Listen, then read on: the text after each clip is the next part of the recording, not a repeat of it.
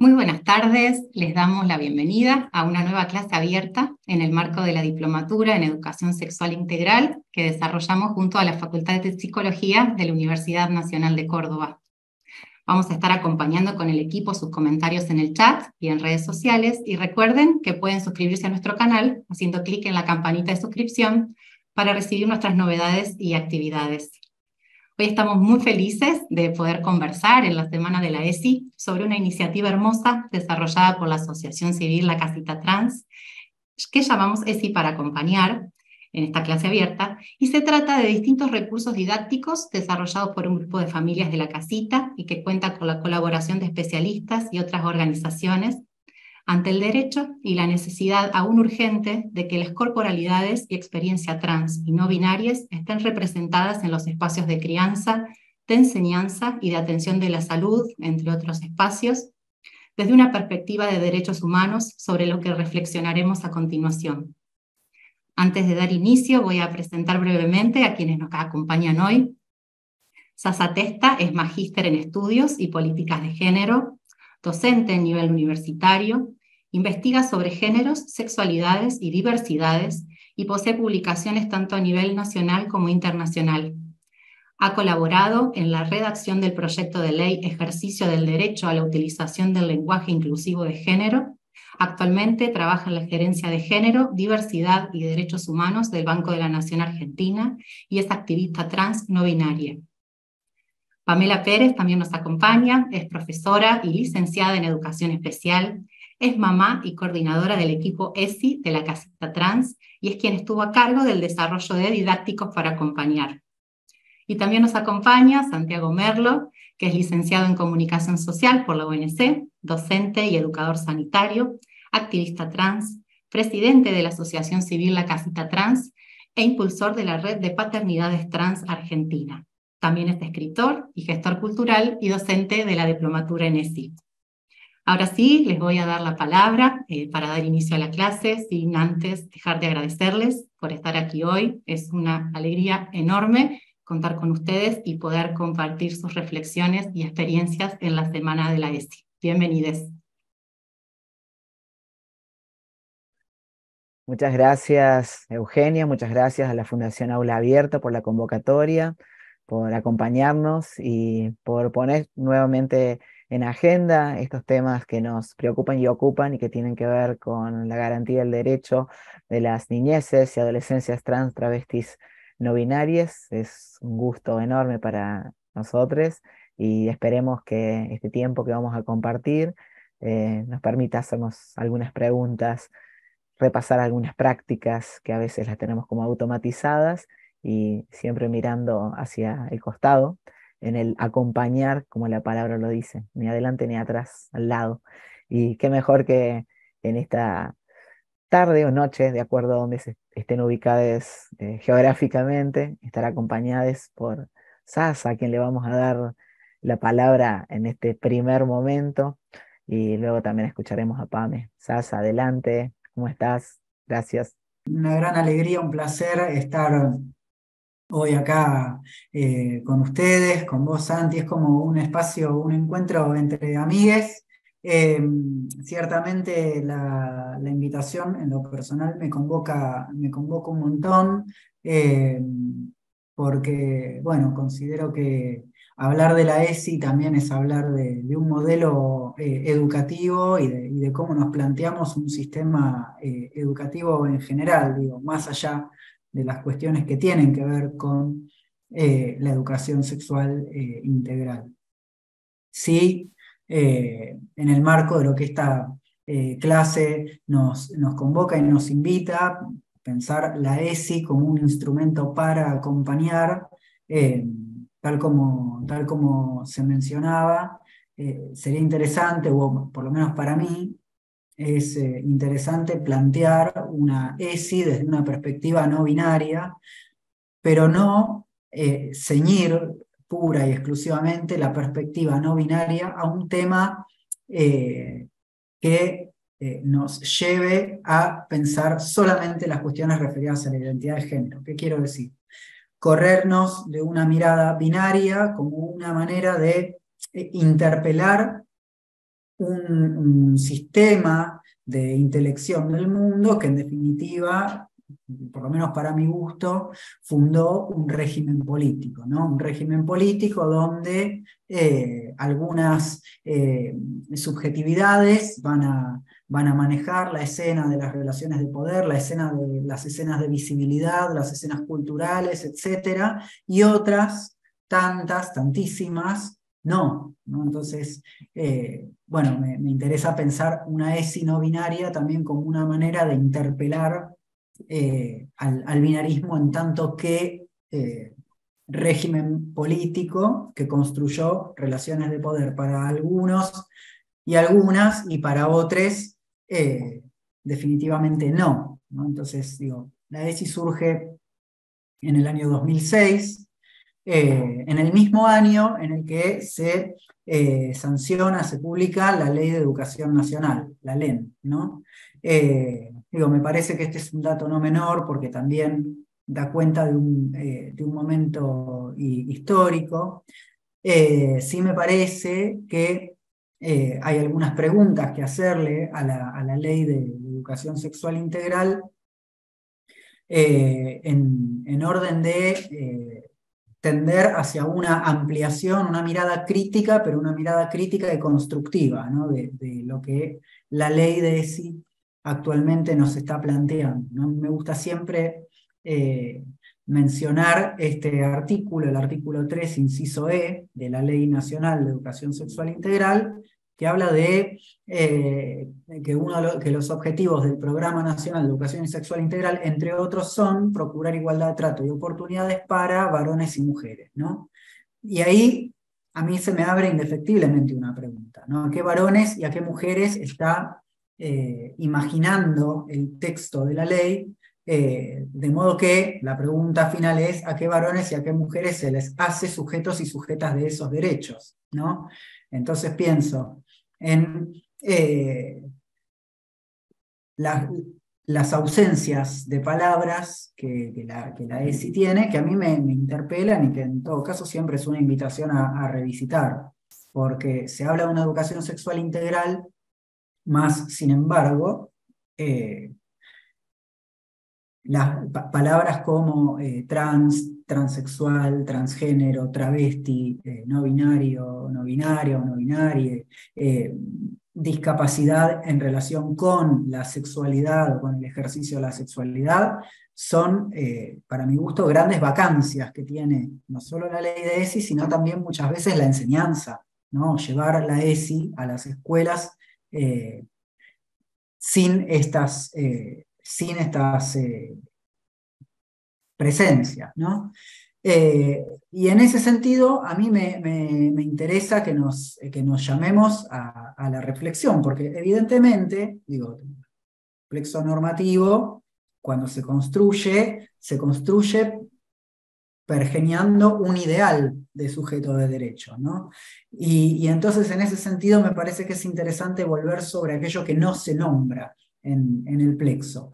Lo mismo, ¿no? Aquello que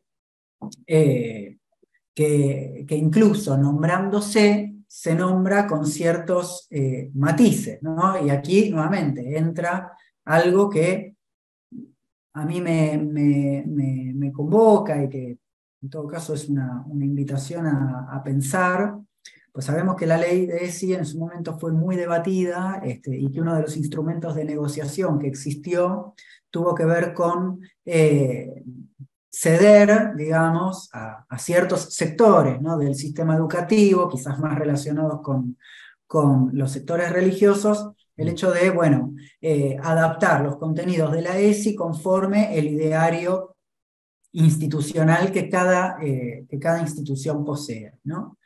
Y entonces ahí entra una cierta discrecionalidad, para mi gusto, en el manejo de la transmisión del contenido, porque muchas veces, amparándose en ese artículo de la ley, hay ciertas situaciones que se omiten de enseñar o de mostrar, ¿no? Y de esta manera también se cierra no solo el canal de diálogo que podría existir entre estudiantes y docentes, sino también que se cierra, ¿no?, este proceso de enseñanza y aprendizaje pensándolo desde una perspectiva constructivista, ¿no? Y esto me trae, por ejemplo, anécdotas de cuando se estaba debatiendo en su momento la ley del aborto. Yo trabajaba en una escuela católica que sacó un comunicado dirigido a las familias, sentando su posición como escuela prohibida, ¿no?, con una serie de argumentos que al leerlos eran fácilmente revocables, ¿no? Algunos ni siquiera, para mi gusto, revestían el carácter de argumentos, pero bueno, vamos a tomarlos como tal. Y un grupo de docentes nos juntamos para escribir una nota, ¿no?, en contestación a este comunicado. Y claro, uno de los argumentos que utilizaban era ¿no?, el del ideario institucional. Sin embargo, tenemos que saber que dentro de la jerarquía jurídica, una ley nacional está muy por arriba respecto de cualquier tipo de normativa interna institucional, ¿no? De modo que, digo, ahí también hay alguna pregunta, por lo menos para mi gusto, para hacerle a la ley de ESI, en función de respondernos a, por lo menos para mí, la gran pregunta de la ESI, ¿no? ¿A qué consideramos integral cuando pensamos en la educación sexual? ¿No? Porque si hablamos de integralidad, pero hay ciertas experiencias subjetivas que quedan sin nombrarse, o que se omiten, bueno, la educación sexual no estaría siendo tan integral, ¿no? Y si lo que se busca procurar es igualdad de trato y oportunidades para varones y mujeres, bueno, ¿a qué varones y a qué mujeres nos estamos imaginando? Y B, ¿qué pasa con todas las otras subjetividades que se corren, ¿no?, de esa mirada cisexuada, ¿no?, cisexuada o binarizada? Y ahí yo creo que entran las experiencias trans, las experiencias no binarias, las experiencias de las corporalidades diversas, ¿no? Entran también experiencias de personas con discapacidad que quizás no, su experiencia identitaria no encaje, ¿no?, dentro de lo que se entiende como varones y mujeres. Del mismo modo pregunto, ¿no?, ¿qué pasa con los... Y es una pregunta que traigo y que por supuesto todavía no tengo respuesta, pero ¿qué pasa, por ejemplo, con las experiencias de la sexualidad de las poblaciones originarias? ¿A dónde se rescatan? ¿Cómo se aborda eso en un contexto áulico, ¿no? Digo, son una serie de interrogantes que me parece que está bueno que para una clase abierta abrir, valga la redundancia, para que nos podamos preguntar, ¿no?, ¿qué clase de ESI recibimos nosotros en nuestra trayectoria educativa? ¿Qué clase de ESI estamos dando? ¿Cuál nos gustaría dar, ¿no?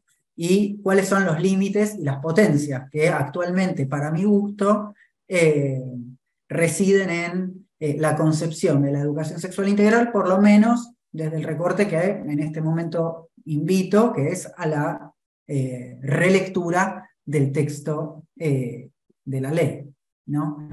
Pienso que de este modo también vamos a poder tener una mirada más, lo que se llama una lectura dinámica, ¿no?, del texto legal, haciendo eco con leyes que surgieron, leyes, resoluciones y decretos que surgieron con posterioridad a la ley de ESI, porque la ley de ESI fue, sin duda, y es el puntapié inicial para pensar, ¿no?, todo un camino de derechos que se han ganado a lo largo de la historia. Pienso en 6 años después la ley de identidad de género, ¿no?, que retomando ahí los principios de Yogyakarta, recupera un concepto de identidad que se corre totalmente, ¿no?, de esta idea de varones y mujeres, porque habla de la identidad de género en tanto que experiencia interna e individual del género, tal como cada persona la siente, ¿no? Entonces digo, esta experiencia interna e individual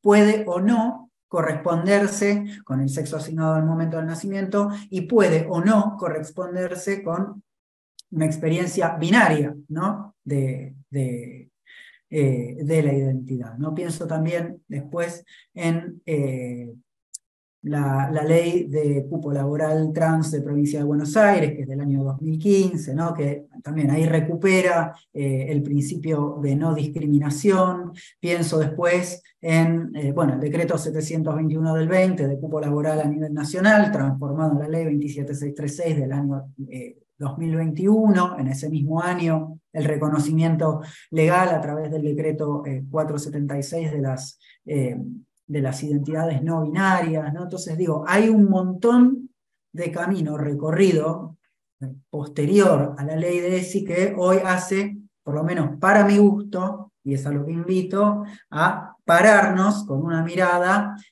crítica de ese texto que nos permita repensarlo, rearmarlo, ¿no? Y ampliarlo para que las experiencias de educación sexual o por lo menos para que la práctica pedagógica sobre la ESI sea una práctica pedagógica sobre educación sexual con un enfoque integral e interseccional, ¿no? Que para mi gusto es una de las grandes deudas pendientes, ¿no? Digo, y en ese sentido también pensar qué materiales didácticos se producen para la enseñanza a la ESI con este tipo de mirada, con una mirada que abarque diferentes tipos de corporalidades, que se corra del paradigma capacitista, que se corra del paradigma heterocisexual, ¿no? O que no lo considere como el único posible, que recupere una noción del goce, ¿no? Que no asocie, que no se tienda a asociar únicamente la educación sexual integral como la clase donde se enseña sobre anticoncepción y sobre violencia en el noviazgo, porque pareciera ser entonces que la experiencia de la sexualidad solo puede remitirse al hecho biológico de la reproducción o bien a una potencial situación de violencia, ¿no? ¿Dónde queda ahí la recuperación del goce, la recuperación de la vivencia de la identidad en libertad? Por eso me parece que es importante también pensar qué tipo de materiales se producen. Yo creo que ahí la casita trans está pensando fuertemente, ¿no? En el tipo de materiales y en cómo abordar una ESI desde esta perspectiva, ¿no? Y en cualquier caso siempre es celebratorio que como docentes, como profesionales de la educación, nos hagamos estas preguntas porque sin ninguna duda van a enriquecer nuestras prácticas adentro del aula. Bueno, dicho esto, yo no quiero monopolizar la palabra ni robar más tiempo.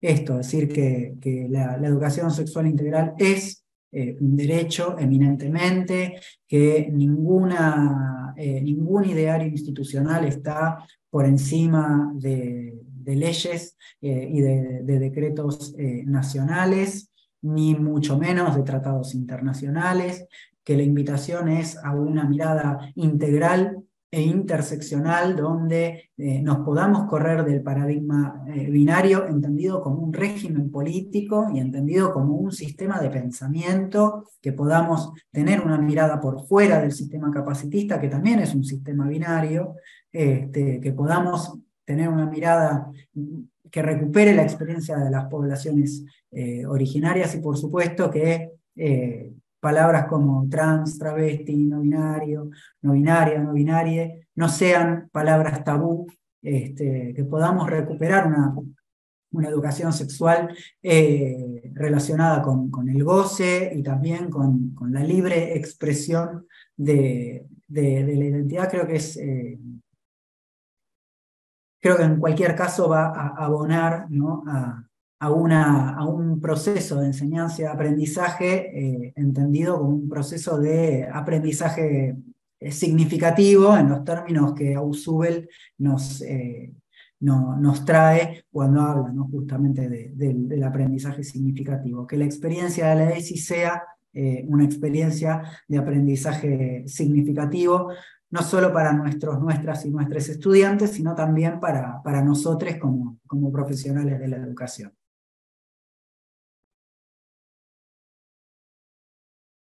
Gracias, gracias Asa. La verdad, escucharte, volverte a escuchar, siempre nos trae algo nuevo, nuevos aprendizajes, con la potencia de todo lo que anunciás y con cómo a cada quien le va ajustando el zapato desde donde lo vive, de donde se para, y qué hacer con eso, si tomamos a la ESI como una filosofía de vida, para que se transforme en tal, hay que incorporarla, y no solamente porque la ley te obliga a que lo hagas, ¿no? Sin embargo, en estos contextos en que aún sigue siendo tan complejo, tan difícil, y desde distintos lugares, la violencia, la violencia institucional, desde los medios que vapulean, que fogonean, y que sobre todo hoy están atentando contra la libertad y la autonomía de las niñeces, de las adolescencias, también atacando a las familias que acompañan, que nombran, que abrazan, esas familias que esperábamos que estuviesen y que tuvieran la información que hoy tienen y que realmente hubiesen liberado nuestras experiencias en otras generaciones. Recuerdo, bueno, en esto de tomar por allí los relatos por donde nos cruzan, que cuando pude comentarle a mi mamá, y nombrarme como un varón trans, aquel que había sido su primera hija mayor, de la cual se esperaban una serie de cuestiones, ¿no? En principio, el acompañar en la crianza de los hermanos menores, el cuidado de los padres, casarte, tener hijos, bueno, tantas cosas más. Y, y traíamos en esa charla, me di cuenta que en ese momento también estábamos haciendo un ejercicio de la ESI, de la educación sexual integral en el hogar, cómo la ESI sale de ser un proyecto pedagógico, por lo tanto político, pensado para las escuelas, como una herramienta para los estudiantes, no para adultos, ¿no?, sino para chicos, chicas, chicas, para que desde ese lugar puedan conocer sus derechos y pelear por los mismos en el contexto que sea. El más complejo sigue siendo el de la familia como primera institución y todo lo que después va a rodear y en su transcurso y en la vida, en su socialización, en la escuela y tantas otras instituciones donde vamos a ir habitando.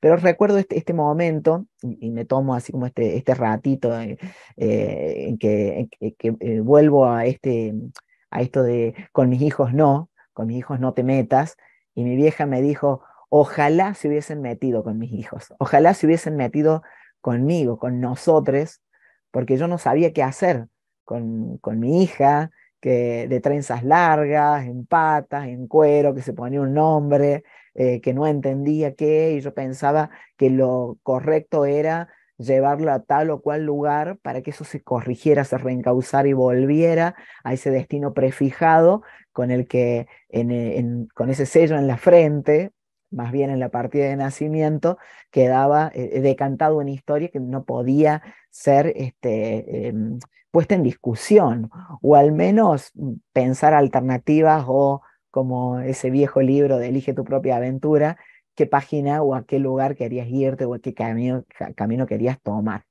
Pensar en la educación sexual integral como esa primera ley que de hecho en el 2006 no nombraba las experiencias trans, por lo tanto muchas veces se dijo, pero no podemos hablar de personas trans o de vivencias trans si la ESI no lo dice, si la ley 20.150 no lo dice, claramente no lo decía, estamos hablando del 2006 y vos bien lo traías recién, Sasa, que faltaban 6 años todavía para que existiera la ley de identidad de género, para que las personas del mismo sexo pudiésemos casarnos, o del mismo género pudiésemos casarnos en el 2010. Faltaba muchísimo tiempo, sin embargo, esta primera ley siento que ha sido la que nos ha impulsado para dimensionar lo que podía llegar a pasar.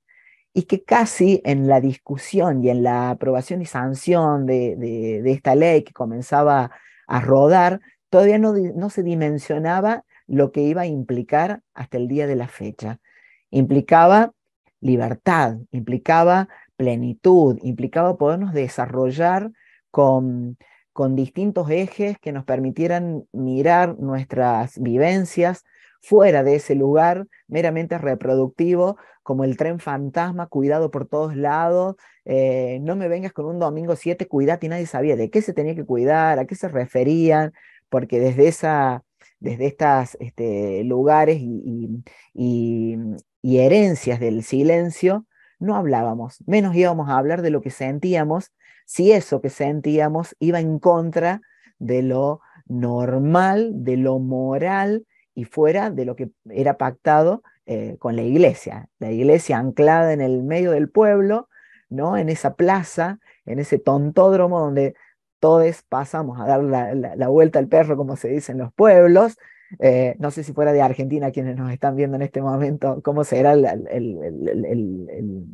mención o esta cuestión, pero tiene que ver con ese lugar de la socialización donde sí o sí tenías que pasar, persignarte, ir al lugar de socialización, ir al banco a cumplir con esas cuestiones impositivas, etcétera. Bueno, todo estaba ahí en el centro. Y no todos podíamos pasar por el centro, porque pasar por el centro y tomar la calle y tomar las plazas implicaba evidenciar una corporalidad de que por sí misma ya era un territorio pedagógico. Un territorio pedagógico que también podía ser insultado, apedreado, violentado de tantas formas que el solo recordar o volver un poquito hacia atrás de lo que nos decían a las generaciones del pasado un poco, en esto de, mira, vayas donde vayas, hay alguien que te conoce, me va a decir tal o cual, los miedos, los temores, y que también pensar en una ESI en las ciudades capitales, o al menos en las ciudades más grandes de cualquiera de las provincias o cualquiera de los estados, es muy difícil a pensar el ejercicio de la ESI y la garantía de derechos que trae en los pueblos del interior y en las zonas rurales y en aquellos lugares donde el acceso a la educación, el acceso a la salud siempre sigue digitado por estos mismos lugares o personajes de opresión, de castigo, donde lo menos que merecías era luego una terapia de electroshock, ¿no? O una terapia de reconversión, o una patología asociada que se leía como alguna cuestión esquizofrénica también. Entonces, ¿desde qué lugares venimos, hacia dónde vamos y cuánto la ESI nos habilita hoy para poder decir, no me siento cómodo, cómoda acá, estoy en una situación de riesgo, puedo identificar a alguien muy cercano o cercana a mí, incluso a mi misma familia, que me da miedo, que se acerca demasiado en mi espacio más íntimo, que puedo estar en riesgo en una situación de abuso, de acoso, que pensar en conocer mis derechos no tenga que ver con algo a lo cual tengo que andarle pidiendo permiso, sino que no hay un lugar donde nos deben favores. Hemos nacido con derechos personalísimos, todas las personas tenemos los mismos derechos, pero pareciera que aún hoy, con todo este marco y plexo normativo que mencionabas, aún hoy algunas tienen más derechos que otras, ¿no? Pensar en cómo nos hemos ido criando y cómo dentro de la incorporación de los conocimientos, a medida que nos hemos ido formando, hemos vuelto a recibir eso mismo que sucedía en nuestros primeros años de vida o en contexto de familia, pero que seguía siendo un eco en el resto de las instituciones, ¿no? Y otra vez ya un poco cruzándonos en la vereda del frente, pero no, porque seguimos siendo esas personas que desde hace muy poco somos sujetas de derecho, pero pensarnos también como atravesadas por nuestras propias creencias, nuestras propias crianzas, nuestros propios temores, y que aún hoy tomar la voz sigue un poco movilizándonos, sigue siendo difícil aunque ese micrófono esté abierto, porque hay lugares que no se han sanado. Al menos eso sucede con las generaciones de los que somos un poco más viejos, los que de hecho somos sobrevivientes o para algunos no deberíamos estar con vida ahora, ¿no?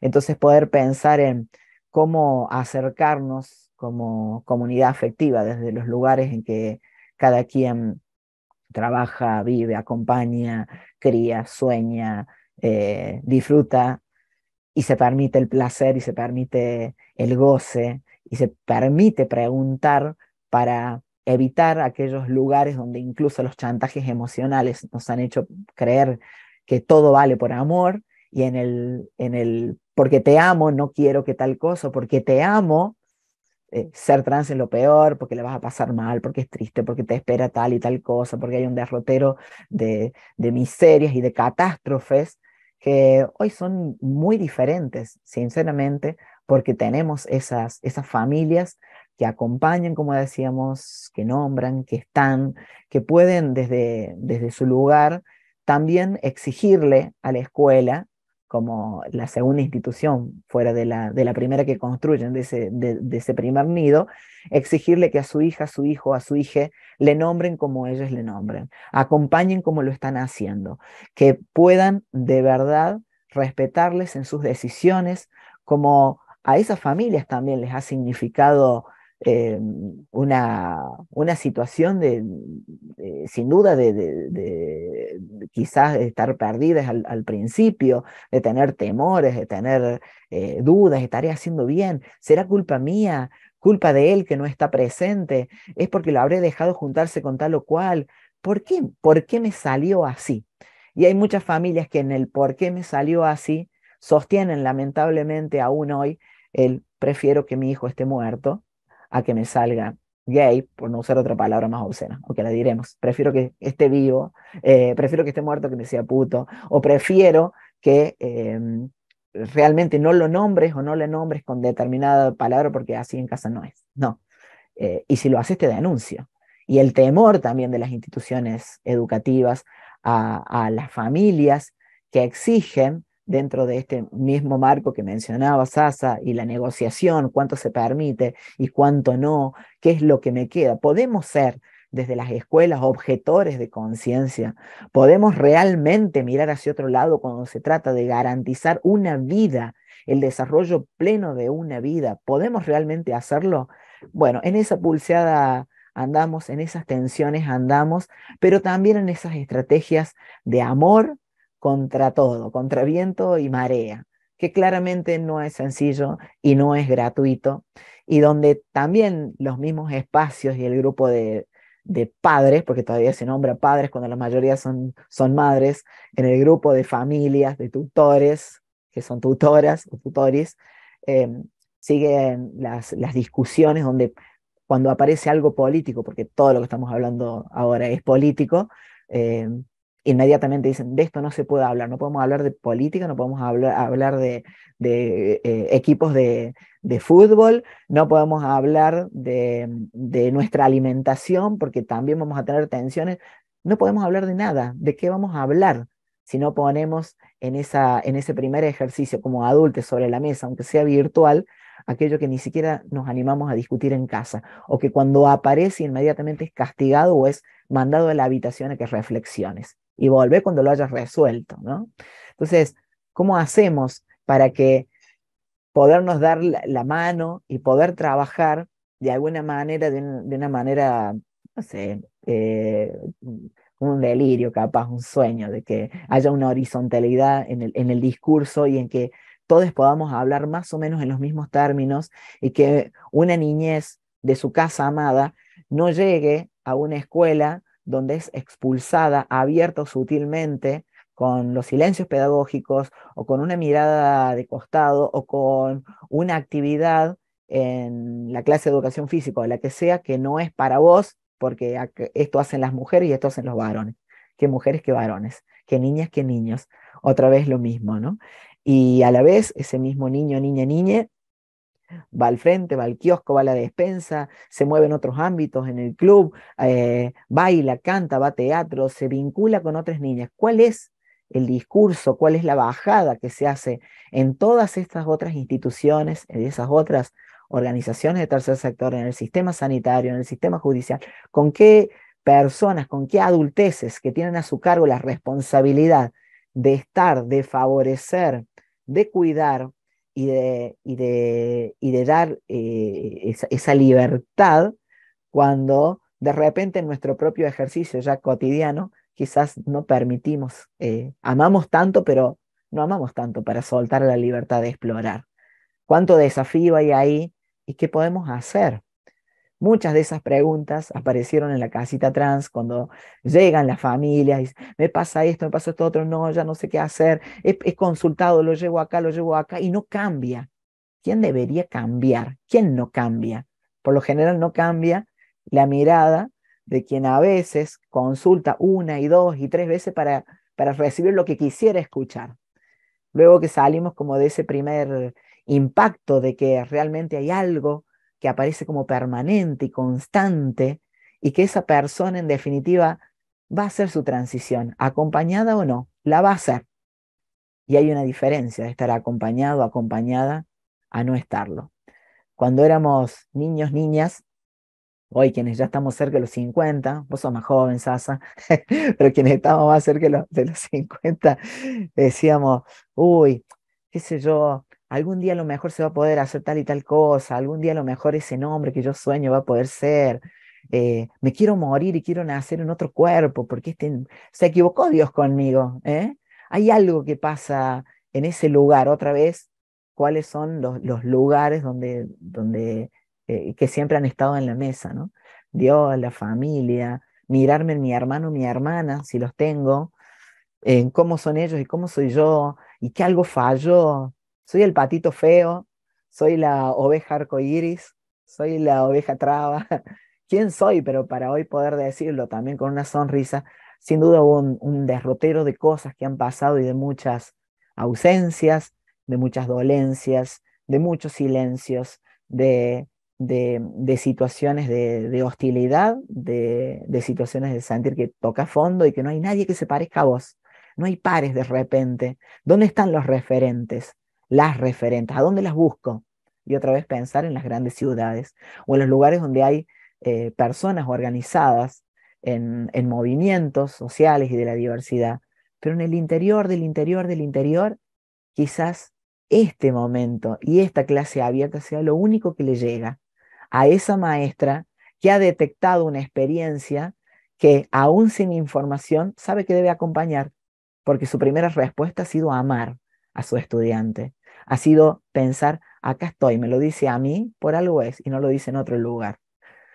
Y hablando de docencia, y ahí mezclamos docencias, maternidades, familias, en en este andar y en este recorrido, vuelvo a encontrarme con mi madre y me uno con Pame, mi madre como docente de escuela rural, que también acompañó otras experiencias y cuando le tocó la suya propia, quedó ahí en jaque y no supo qué hacer. Y nos tomó casi 40 años nombrar. Distinta ha sido la experiencia de Pame, ahí paso la posta, y sigo con ella porque la verdad que es hermoso escuchar también a, a las madres, que otra vez las madres, cuánta representatividad tiene decirlo, vuelven a abrazarnos, vuelven a estar y nos dan la posibilidad de vivir simplemente. Pame, gracias, gracias por sumarte al convite. Bueno, buenas tardes. Gracias por la presentación. Bueno, sí, es así. Me sumo un poquito acá a la palabra de Santi. Yo soy mamá de una nena trans de 8 años en este momento. Y ahí la parafraseo un poco a Jazmín, me dice, yo te estaba esperando que te des cuenta. Nos dimos cuenta que debíamos acompañar, abrazar y amar a los 5 años de Jaz. Nos dimos cuenta desde que estaba en la panza, en realidad. Pero en esto que decía Santi anteriormente, ¿no? En este buscar respuestas, en este consultar con un montón de profesionales que hicieron mala praxis, íbamos buscando el qué, el cómo, hacia dónde, y no encontrábamos ahí un camino ni del qué, ni del cómo, ni hacia dónde. Parecía que éramos nosotros los que teníamos que ir a enseñar a la escuela esto de lo integral de la ESI. Cuando hablaba Sasa me quedaba en esto, ¿no? Es muy real esto de que teníamos que ir las mamás, de repente decir, mi hijo siente esto y necesito que le enseñes de esta manera. No era obviamente el lugar que me tocaba por ahí como mamá, pero es muy real que teníamos que ir a enseñar qué es lo que estaba sucediendo en casa con nuestra hija, y en el que estaba sucediendo y empezar a buscar como de manotazos de ahogado, apareció Santi ahí como iluminándonos el camino. Yo siempre le digo, en ese momento me dijo las palabras necesarias, porque escucharlo es hermoso, entonces me supo decir las palabras necesarias para que yo pudiese acompañar de la mejor manera posible a mi hija. Habíamos decidido de que Jazmín sea Jazmín, decidido, digamos. Habíamos empezado a acompañar como para que ella pudiese ser quien deseaba ser. En esto que decía Santi, yo recuerdo, ¿no? En el de morirse y volver a nacer, Jazmín me planteaba en el que cuando se le creciera el pelo, se transformaba. Entonces, estábamos esperando ese crecimiento de pelo. Ella de su parte era como en un cuento de hadas. En algún momento yo tengo que ser nena, ¿no? Entonces estaba esperando esa transformación. Y bueno, no llegaba porque los papás no entendíamos. Pero bueno, decidimos de que ese momento tenía que llegar. Llega en pandemia. Justo cuando estábamos en pandemia nos tocó estar 24/7 en casa. Y ahí dijimos, ¿qué pasa? ¿Qué está pasando? ¿Por qué no vimos esto en otro momento? Teníamos un nene que se escondía atrás nuestro, que empezó a hablar de diferente manera. Teníamos que empezar con tratamientos fonoaudiológicos, buscar psicólogos por todos lados que no nos decían nunca el qué hacer. Recuerdo una de las psicólogas que visitamos nos dice, pero ustedes tienen un nene feliz, y ni siquiera lo había visto. Entonces, si es feliz no pasa nada. Y sí, mi hija sonreía, jugaba, pero los ojitos, no sé, mostraban una tristeza que recién nosotros después de la transformación de este transitar, pudimos darnos cuenta, ¿no? Nosotros pensábamos que teníamos un hijo feliz, pero no era así. Jazmín, desde que es Jazmín, es una nena feliz, realmente es una nena que brilla por sí sola. Pasó de ser de un nene que se escondía abajo de la mesa o se escondía atrás de mamá, a ser una nena que baila en las marchas, que se para enfrente de la gente y dice quién es a los gritos. Empezó a brillar, y por ahí nosotros vemos una foto de antes, una foto de ahora, y la luz que hay en sus ojos es impresionante. Y por ahí esto, ¿no? Qué fácil hubiese sido si desde otros lugares hubiésemos recibido la información que necesitábamos como papás. Nosotros queríamos abrazar y acompañar, siendo lo que fuese necesario hacer, pero no sabíamos cómo hacerlo.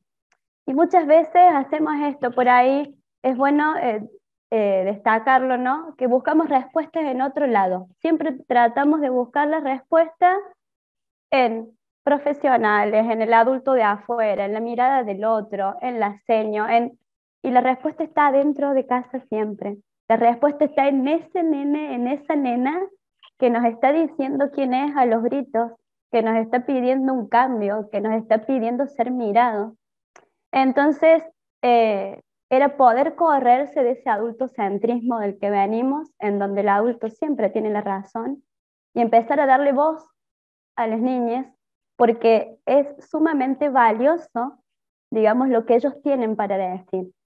Jazmín nos guió desde el primer momento, desde el momento en que nosotros le dijimos, si vos te sentís nena, sos nena, papá y mamá no se habían dado cuenta, entonces le pedimos disculpas porque no nos habíamos dado cuenta de lo que sucedía. Y bueno, Jazmín nos empezó a decir qué es lo que teníamos que hacer paso a paso. Anda a hablar con la nona, cámbiame la ropa del ropero porque ya no me gusta, ahora decirle a mi seño, después de decirle a mi seño, pintame y vamos afuera que quiero salir a andar con la bici rosa. Ahora, y ella nos fue marcando hacia dónde teníamos que ir. En ese marcar hacia dónde teníamos que ir, también nos cruzamos con la necesidad de, como decía Will, mi pareja, decía, nosotros somos como los plomos del show. ella nos va diciendo y nosotros vamos acomodando el escenario. Entonces, él me decía, ella está brillando, se soltó el cabello y nosotros para atrás acomodando las cosas. Y así nos sentíamos, era ir a hablar con la seño rápido, porque la Jasmine ya iba a decir que era Jasmine y se iba de vestido y con vincha y atrás íbamos acomodando todo. En este acomodar íbamos como a los tiempos de ella, porque si nosotros fuimos bastante claros, ¿no?, con quienes nos rodeaban, los tiempos son los tiempos de ella. No son ni tus tiempos, ni los tiempos de quien la mire, al acostumbrarse de, ay, bueno, no, ¿para qué me acostumbro para decir este pronombre? ¿Para qué me acostumbro al nuevo nombre? No, nosotros no les permitíamos al resto acostumbrarse, sino que les exigíamos que fueran el tiempo de ella. Ella nos esperó 5 años hasta que nosotros dijimos, bueno, es más, ella nos dijo, mami, no te preocupes, yo no estaba triste, te estaba esperando. Cuando vos te dieras cuenta, no pasaba nada, ella estaba esperando. Ella me dijo, yo te estaba esperando, mamá, no estaba triste. Entonces, ella nos esperó, entonces nos había esperado hasta ese momento. Teníamos que accionar con todos nosotros. Bueno, acá empezamos, ¿no? Nos cruzamos en la casita con un montón de familias, porque una de las palabras de Santi en ese momento era el no estás sola. No estás sola y está bien. Todo lo que vos haces está bien. Eso fue suficiente como arrancar de nuevo, decir, bueno, vamos, empecemos de nuevo y por dónde. Y en el no estar sola nos cruzamos con un montón de familias que obviamente caminaban nuestro mismo camino, con un par de piedras desacomodadas en otros lugares, otros obstáculos, pero más o menos era el mismo transitar. Entonces, ahí surge un poquito, ¿no?, de todo esto que hablaban antes los chicos, en que las escuelas, en que los diferentes ámbitos no veían a nuestros hijos. Entonces, sentimos la necesidad de visualizar. Muchas veces lo que no se ve no existe, y mi hija sí existe. Entonces, ahí fue como el planteo, ¿no?, de nosotros como familia, de decir, bueno, no, mi hija existe, mi hija está sentada en el aula, mi hija va a patinar en el club donde van todos, mi hija está. Entonces, como está, yo necesito que la tengan en cuenta. Entonces, a la hora de planificar una clase, quiero recordarte que Jasmine está sentada ahí. Entonces empezamos a sentir esto, ¿no?, como una necesidad de empezar a mostrar cosas que no se muestran en las aulas. También soy docente de educación especial. En este momento estoy haciendo procesos de inclusión en el nivel inicial. En el nivel inicial y este recorrer de escuelas, bueno, me ha llevado, estuve muchos años en el nivel secundario, que se puede ver un poquito más la ESI, pero el nivel inicial y primario es como que depende de quién, ¿no? Esto que decía Sasa, por ahí, de quién lo da, depende mucho de quién tome la ESI para ver cómo la va a transmitir. Entonces, bueno, pude ver, ¿no?, que esto de ser transversal, ¿no?, de ir atravesando todos los campos didácticos, y bueno, capaz que la seño o el profe de educación física y no entendieron tanto la ESI como la entendió la seño de lengua. O en el jardincito de repente tenemos la directora y que no le gusta la ESI, entonces la ESI no se da de la manera que se tiene que dar. Entonces en este recorrer pude ver esto, ¿no?, de que en la mayoría, lamentablemente, depende de la actitud de cada quien, ¿no?, de quién lo toma y cómo lo interpreta, y qué vivencias tuvo en relación, ¿no?, a su educación sexual para poder transmitirlo.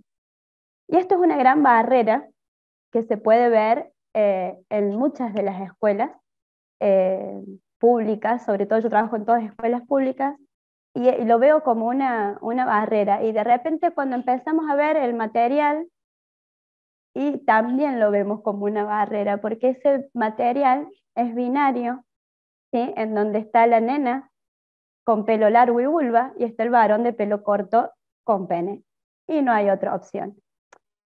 Entonces, bueno, acá surge un poquito de los didácticos y el equipo de ESI que formamos en la casita.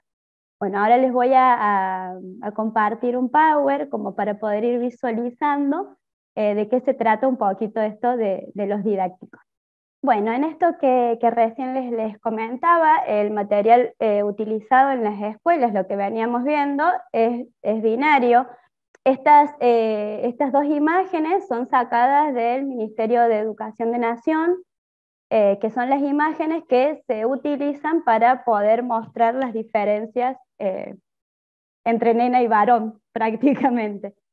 Bueno, acá nosotros es cuando decimos, bueno, en esta necesidad de visibilizar la diversidad de cuerpos, estos no son los únicos cuerpos, ¿no?, que existen. Y para poder abrazar, nombrar, acompañar, necesitamos poder ver más allá, ¿no?, que este binarismo. Acá es cuando surge nuestro equipo de ESI de la casita, en donde hay otras madres, padres, que empezamos a cranear un poquito de decir, bueno, a ver, ¿qué quiero que le enseñen a mi hija y cómo quiero que se lo enseñen? ¿De qué manera? Empezamos con el proceso de los didácticos. Primero empezamos con esto de ir probando, a ver qué surge, a ver qué sale. Entonces Seba, que es quien hace las ilustraciones, también el papá de un varón trans, empezamos con cuerpos bastante homogéneos, porque esa fue la crítica después nuestra, que dijimos, bueno, hicimos 5 cuerpos en donde había un varón trans, un varón cis, una mujer trans, una mujer cis y un cuerpo no binario. Y dijimos, wow, bueno, pero me parece que no serían estas las imágenes para ir a utilizar. Entonces, acá empezamos a ver, nos hicimos la pregunta, ¿qué corporalidades vemos hacia el interior de las escuelas de nuestras hijas? Y acá surgen estos 11 cuerpos en donde, bueno, cada uno tiene su nombre, ¿no? Acá dijimos, nunca vamos a llegar a abarcar la diversidad corporal que necesitaríamos abarcar, porque, bueno, cada ser es único e irrepetible, que es lo que nos hace único como personas. Tratamos de abarcar lo más posible, y en este de abarcar lo más posible, abarcamos las identidades, las discapacidades, es decir, porque no tenemos siempre corporalidades homogéneas o esperables, entonces decidimos poner corporalidades en silla de ruedas. Tenemos también uno que tiene bomba de insulina, porque en uno de los jardines de nuestra compañera había un nene que tenía bomba de insulina. Entonces incorporamos a nuestras corporalidades. Estos se transformaron en rompecabezas. Estos son las 11 corporalidades que tenemos en rompecabezas, con distintas identidades y distintos tonos de piel, distintos... bueno. Después de esto surgen los cuadernillos. Nos vimos que empezamos a ser didácticos, pero no había un sustento teórico que los acompañe. Porque, como decía antes, muchas veces depende de quién toma, ¿no?, este recurso y de cómo lo va a utilizar. Nosotros dijimos, o sea, en ese momento nos pensamos que necesitábamos una guía de cómo utilizarlo, porque si no era lo mismo que la ESI que estamos trabajando en la escuela, según quién, cómo la va a interpretar. Entonces ahí fue que empezamos a hacer la redacción del cuadernillo. Hacia el interior del cuadernillo tratamos de tocar conceptos básicos que se deben tener en cuenta, que es el sexo, la expresión de género, la orientación sexoafectiva y la identidad de género. Pudimos ahí poner qué diferencias hay entre estas, porque muchas veces nos encontrábamos con que era todo lo mismo, ¿no? La expresión de género ya te llevaba a tener una identidad determinada. La orientación sexoafectiva también tenía que ver con la identidad de género. Entonces tratamos de diferenciar teniendo todos esto pautado en el cuadernillo. Y después de eso hicimos una propuesta de actividades de llevar a cabo. tomando los lineamientos curriculares de la educación sexual integral, tomamos los contenidos prioritarios de cada nivel, y en relación a los contenidos prioritarios para cada nivel, desarrollamos como sugerencias de actividades.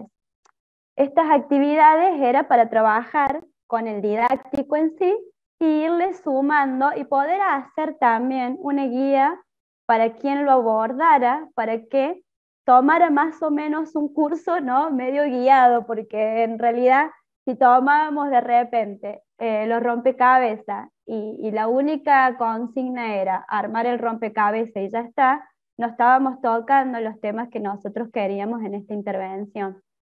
Entonces hicimos sugerencias de actividades en donde en el nivel inicial y primario era poder darle una identidad a este rompecabezas que nos tocara, ponerle un nombre,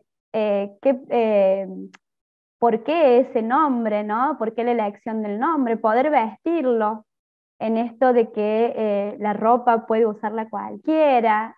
También pusimos juegos en los que no se dividieran por género, como anteriormente se hacía, las nenas para el rincón del hogar y los varones con el fútbol.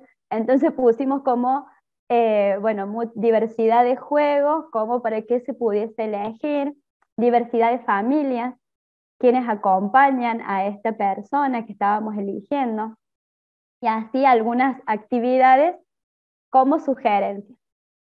Y después tenemos también, aparte de los rompecabezas, un dominó que está compuesto por todas las banderas del LGTB y Q+. Acá este era para hacer en el nivel secundario o en el segundo ciclo del nivel primario.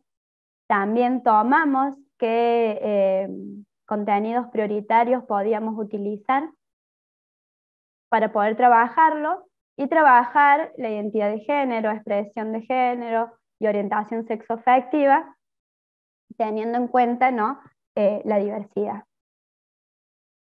Dentro también del cuadernillo tenemos toda la jurisprudencia que antes mencionaban los chicos, todo el marco normativo e internacional, porque digamos que no es que esto no tiene un marco de donde se avale. Pusimos también la ley de identidad de género, que nos parecía que estaba bueno que la tenga completa la ley, así que está la ley completa en el cuadernillo, y hacemos un resumen de la casita trans, de cómo surge y bueno, cómo se va manejando. Eso es en sí cómo quedan los didácticos expuestos. Que iba a responder, la idea es seguir, ¿no?, seguir pensando, seguir puliendo y ir viendo las experiencias que nos van compartiendo quienes en este momento los están utilizando, como para poder seguir creando y acompañando, que le surge, ¿no?, de esto, de la necesidad de acompañar a nuestras hijas dentro de los distintos contextos. Esto me lleva a acordarme en una de las primeras charlas que tengo con la seño de Has, en el poder decirle de que estaban por trabajar las corporalidades, entonces la invitábamos a poder pensar con otras corporalidades, porque por ahí en casa hacemos un trabajo emocional muy grande para querernos con el cuerpo que tenemos, porque no estamos en un cuerpo equivocado, este es nuestro cuerpo, y el cuerpo se lo cuida y se lo ama como es. Entonces si de repente venía el seño y mostraba una lámina de que solamente las nenas tienen vulva y no tienen pene, todo esto se nos cae y se nos desmorona a pedazos en casa. Entonces, bueno, esto fue como a responder un poquito y acompañar y abrazar a nuestras hijas en sus distintos ámbitos.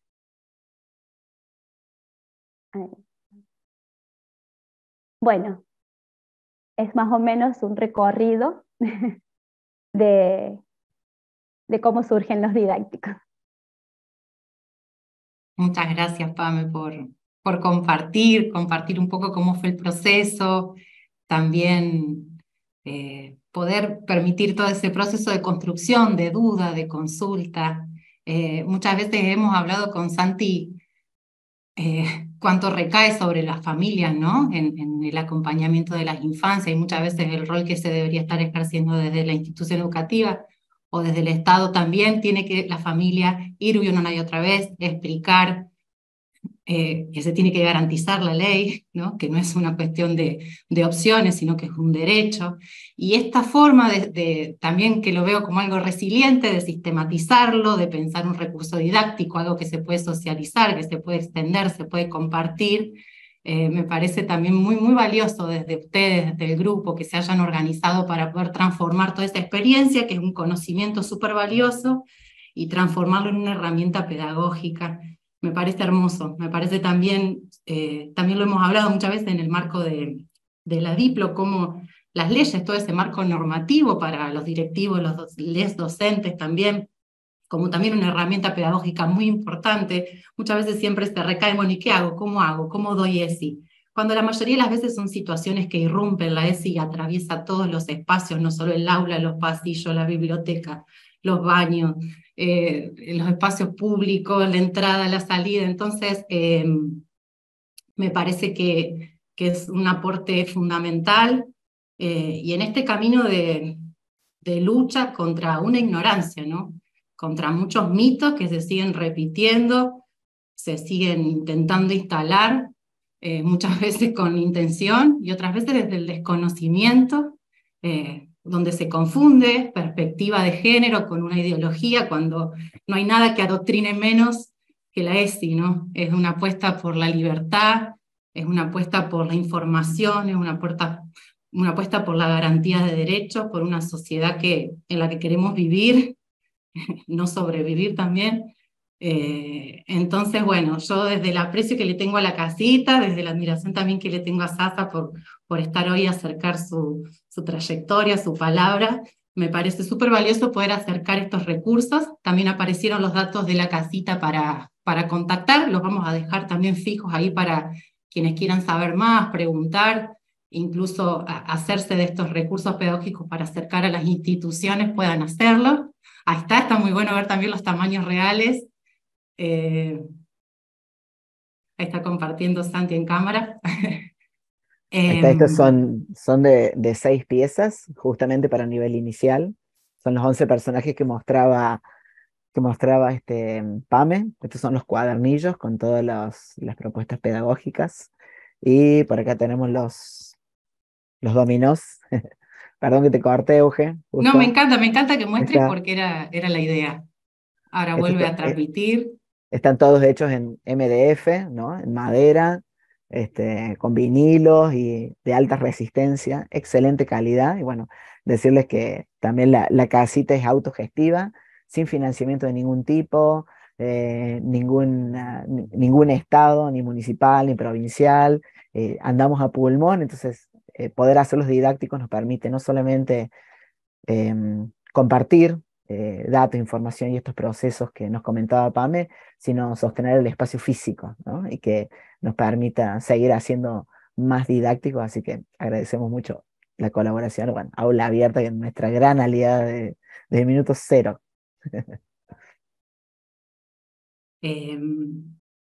No sé si quieren compartir algo que les haya resonado de esta experiencia que compartió Pame, algo que quieran agregar a este espacio. Está abierto para eso.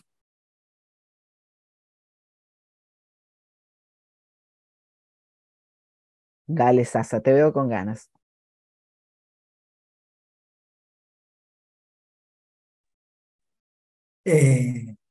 No, bueno, escuchaba a Pame y sin duda pensaba que bueno, igual que vos, Santi, a mí la transición me llegó años más tarde, ¿no? Incluso cuando lo dije en mi familia, ya siendo un adulto, no fue fácil. Digo, ¿no? Qué diferente hubiera sido si de repente hubiera nacido en otra época y con otras leyes, ¿no? Seguramente mi transición hubiera sido a nivel personal menos, con mucho menos miedo, más libre, me hubiera llevado menos años seguramente, ¿no? Entonces digo que qué importante es tener no solo un aparato normativo que nos dé un marco sobre el cual pararse y sobre el cual muchas veces no nos quedó otra más que salir a capa y espada con la ley abajo el brazo, sino fundamentalmente esto, ¿no? Familias que abracen, que acompañen, que digan esto. No son tus tiempos, son los tiempos de mi hijo, de mi hija, de mi hija, y que están ahí, al pie del cañón. Digo, que pienso de acá al futuro de Jazmín, qué lindo futuro que le espera. Qué lindo futuro, y qué lindo futuro para todas las infancias y adolescencias que tienen esta suerte, ¿no? O, o este contexto de familias que abrazan y que acompañan, que van, que avisan en la escuela, que van y le dicen al profesional de la educación: mirá, si vos das esto, en mi casa lo que se está hablando es a querer el cuerpo que cada uno tiene, que nadie viene con un cuerpo equivocado, que parecen cosas menores, pero en verdad no lo son, porque construyen fortaleza, construyen seguridad, y construyen otras adulteces que son muy, para mí, creo que van a ser muy diferentes de las que nos tocaron atravesar a nuestra generación, Santi. Yo creo que, bueno, que se está abonando a una cultura del amor y una cultura donde vivir no cueste vida, ¿no? Donde vivir sea simplemente eso, vivir y nada más. Y que ojalá que algún día tengamos que salir o tengamos que dejar de salir a la calle sin las leyes abajo el brazo, porque ese día yo creo va a significar que hemos entendido todo y que sin lugar a duda hemos mejorado como sociedad.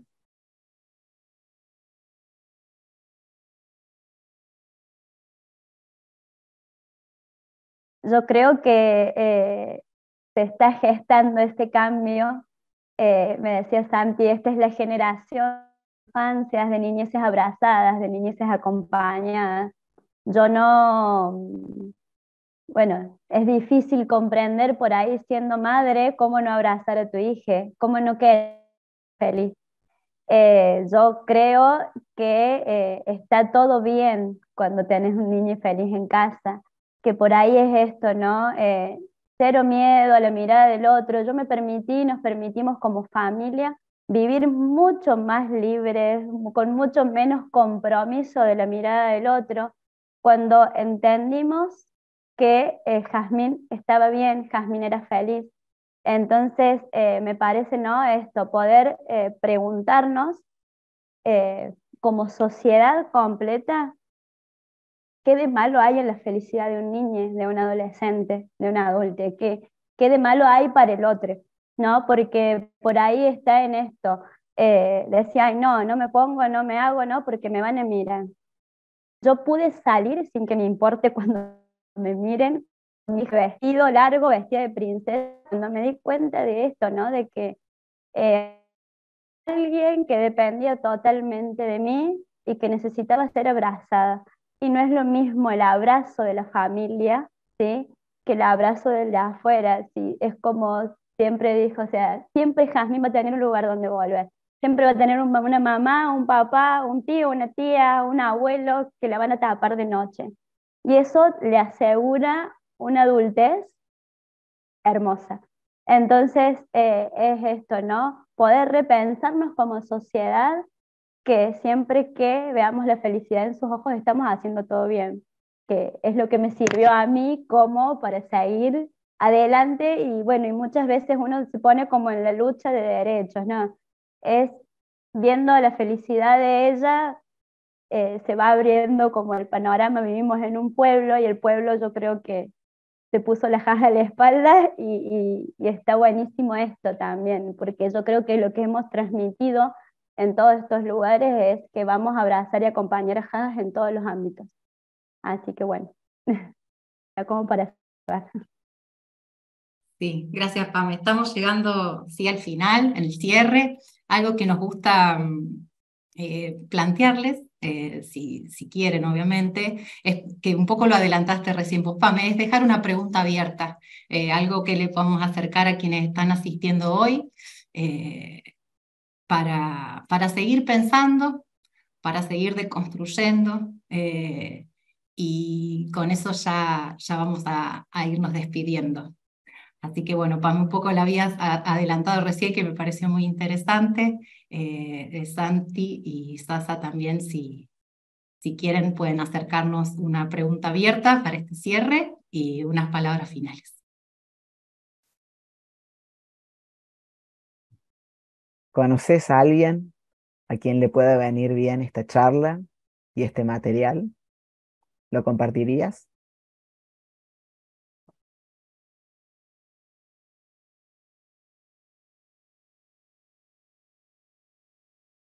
Ya tengo un montón de preguntas, pero se me vienen algunas ahora. Si alguna vez te preguntaste si todo eso que creías que tenías como dado era tal, y si alguna vez te pusiste a pensar que quizás tener una familia que te abrace no es algo de todos los días, sino que es un privilegio.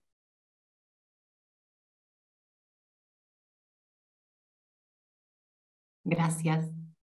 Les abrazo desde acá. Y bueno, muchísimas gracias. Seguro que nos vamos a quedar pensando y con esta sensación de calidez, ¿no?